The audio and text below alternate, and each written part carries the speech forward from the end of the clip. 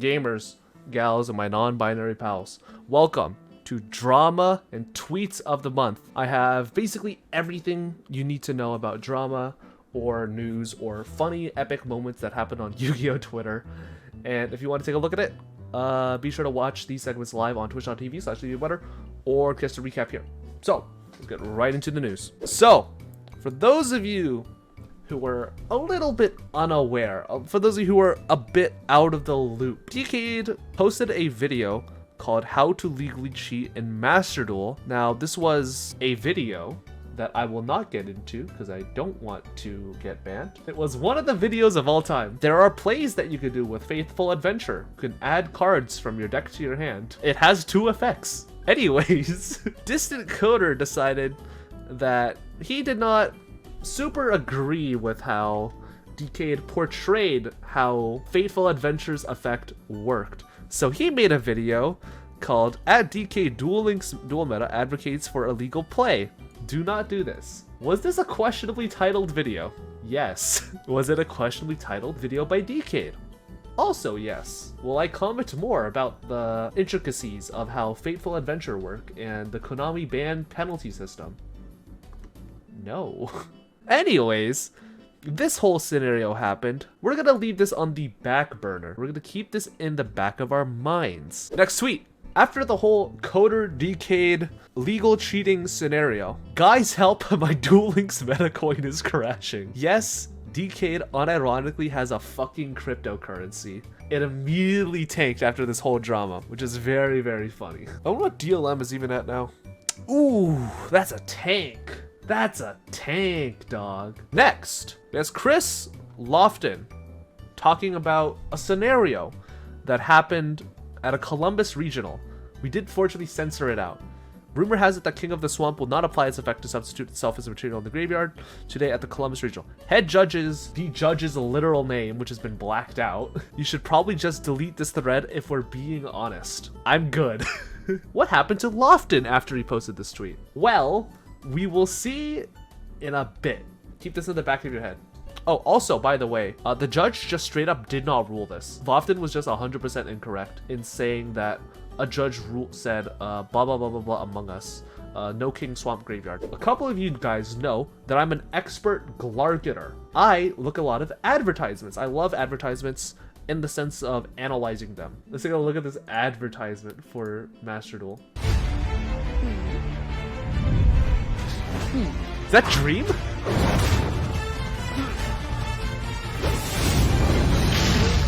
That's fucked up. We're literally playing Blunder against Dream. That was an advertisement. Not sure if it was a good one, but it was an advertisement. We're gonna talk about price drama and Lofton tweets yet again. The good news, the new regional season has people excited to play Yu-Gi-Oh! The bad news, the new regional season has people excited to play Yu-Gi-Oh! And let's look at the price of Sprite Blue and Berlino. This is really, really bad. If any of you are playing the TCG currently, you definitely know how expensive the format can be. I think Sprite right now is about $500 if you want to buy the deck from scratch, like $500 to $700. So what did Chris Lofton, Twitter take extraordinaire, man who's never heard of Shut the Fuck Up Friday, had to say? This is great news. With the product price increase, I love seeing 1 to 2 secret rares in a set be almost $100 each. I'm not saying every card in the set needs to hold value, but I've been begging there to be 1 to 2 cards that retain high value, which is a questionable take. I'm fine with cards in Yu-Gi-Oh! Retaining value, but I would rather those cards be more collectibles rather than meta staples or essential deck components. I would much rather there be ghost rares or ultimate rares that are like 1 or 2 per, like 1 per case, or like 1 every other case in a set, rather than a set be kind of upheld by secret rares that are required to build deck cores. You know what I mean? Dog shit take. You're broke, guess who ain't playing? Good? Then don't play. You want the game to be around so you can have your hobby, but don't want cards to retain value. If there's no high demand, then there's no demand to play, and the game crumbles. Get over yourself and get your bread up. Chat, spam bread. Spam bread emojis. New Yu-Gi-Oh! Twitter announcement. Duelist, a new YCS season is upon us. Here's a sneak peek at the new top cut game mat and prize card. Do you have what it takes to capture Anotherverse Dragon? What is this, fucking Pokemon? Turns out the prize card is a level 8 dragon with Dark Magician stats. A lot of people weren't super happy about this. Nobody wants the prize card to be playable. That would be horrible. They just want it to be worth something so that their investment into competitive Yu-Gi-Oh feels rewarding. It's not hard to make an exclusive rarity Ash or Full or X code or something of real value. That's true. I think that one of the great ways Konami could handle prize cards isn't to make them either like super niche targets, stuff like Diabolos the Mind Hacker or Utopia Kaiser, like those sort of cards that almost will never see play in any capacity, or have them be technically meta staples or playable in any regard. Stuff like Giant Hand and Minerva were kind of big issues when it came to this sort of deal, where those cards are actually good, so people ended up actually, you know, having to buy those cards in order to play certain decks.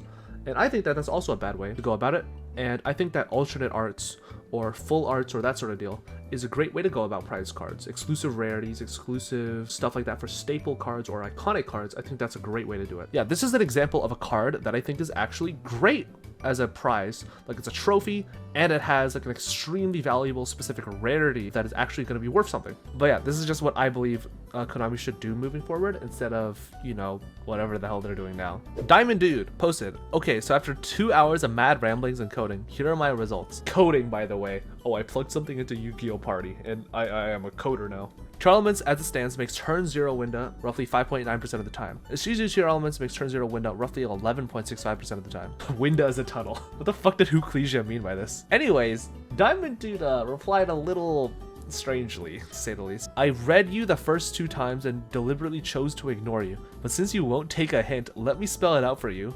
I don't care about your opinion.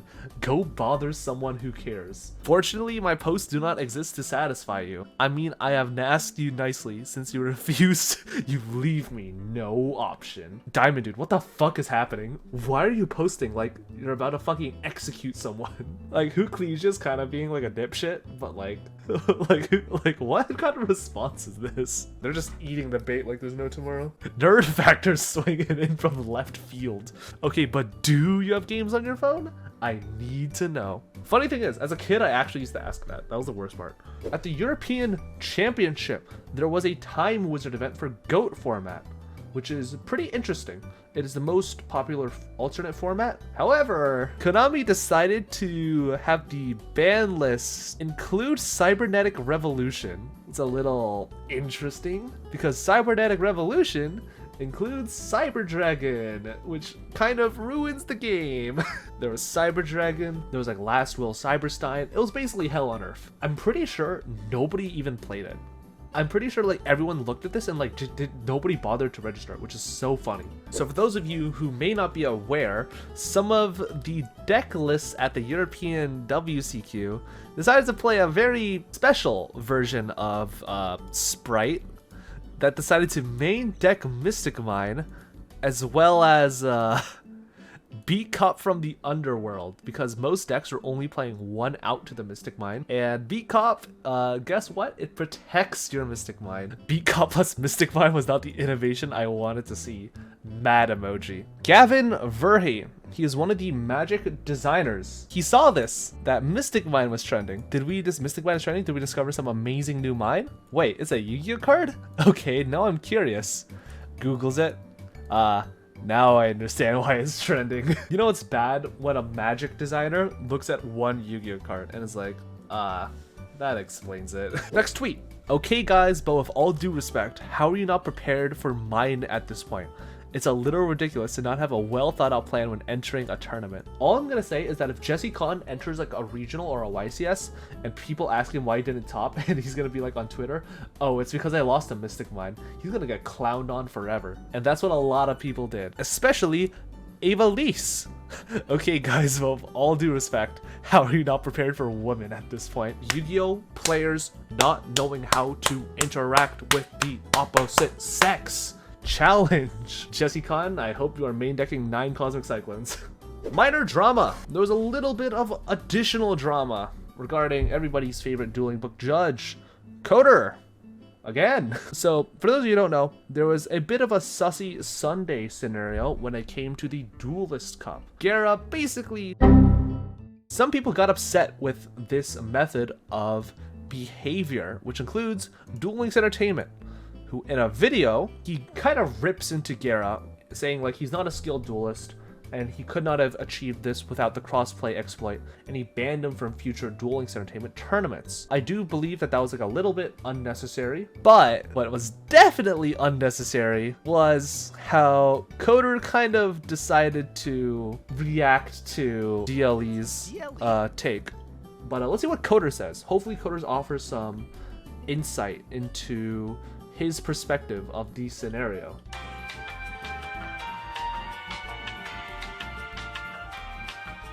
So, yeah, that was definitely not a great response. DLE probably could have put his words nicer.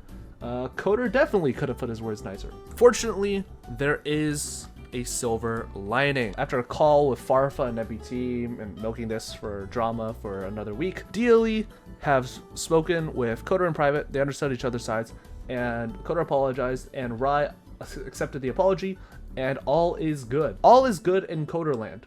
All is good. Nothing problematic should be happening anymore, right?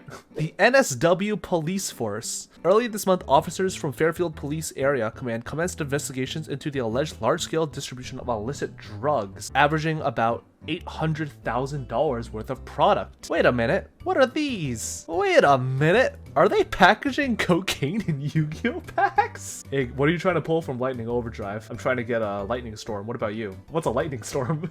Itomari coming out. Respect your elders. There is no age limit to enjoy Yu-Gi-Oh. But let's take a little bit of a closer peek. Let's take a little bit of a... What? Is that a field spell? What's this little goober doing here? What the fuck? Wait. Is that 2 field barrier? You can only control 1 field barrier. Yo, chat, what's his Costy ID? I think we need to ban him. Sorry, bro. You're gonna have to be put on the ban list for 2 years for malicious cheating. 2 field barrier. You are going to jail. Remember how a couple of minutes ago, at the first couple tweets, where there was the Lofton, you know, doxing a judge, as well as Kotton's behavior regarding the DK's video, to put it very slightly. Again, we're not 100% sure if that is the rebut. Again, putting 2 and 2 together, it's probably going to come up 4. Chris Lofton? Okay, so I won't be winning YCS Niagara because he got banned.